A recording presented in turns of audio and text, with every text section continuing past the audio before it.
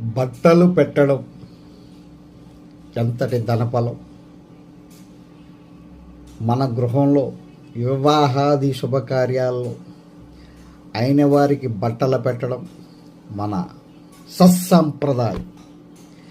అయితే వారితో పాటు సేవకులకు కూడా బట్టలు పెడితే లక్ష్మీనారాయణుల అభయం కలుగుతుంది.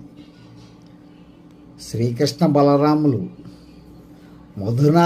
మధురా నగరిలో కంసవతకై వచ్చినప్పుడు తనకు ఎదురైన వ్యాపారిని అడుగుతాడు కృష్ణుడు, నాకు మంచి దుస్తులు ఇస్తావా అని. అయితే ఆ రజకుడు కంసుడి సేవకుడు కాదన్నాడు, ఇవ్వనన్నాడు. మహాసంపదలను పోగొట్టుకున్నాడు. అక్కడ శ్రీకృష్ణుడు అడగడానికి కారణం, ఎంత పుణ్యఫలం ఉన్నా, ఎంత అదృష్ట దేవత వరించిన దుష్ట సంగత్యం వల్ల సమస్తము పోతుందని, కావున దుష్ట సాంగత్యం చేస్తే శ్రీ మహాలక్ష్మీదేవి కరుణించదు.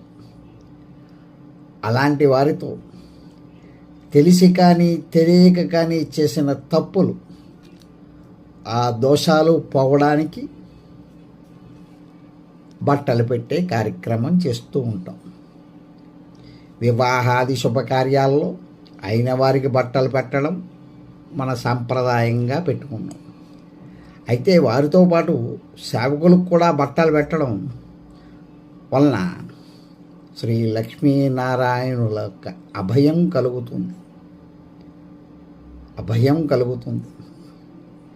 అంచేత బట్టలు పెట్టడం అన్నది ఒక సంప్రదాయంగా మనలో వస్తుంది. దయచేసి మన ఛానల్ని సబ్స్క్రైబ్ చేయండి, అదేవిధంగా షేర్ చేయండి. పక్కనున్న బెల్ ఐకాన్ మీద ఆల్ ఆన్ దగ్గర క్లిక్ చేస్తే నేను చెప్పే వాస్తు సంబంధ విషయాలు, జ్యోతిష సంబంధమైన విషయాలు కూడా మా ఛానల్లో ఉంటాయి.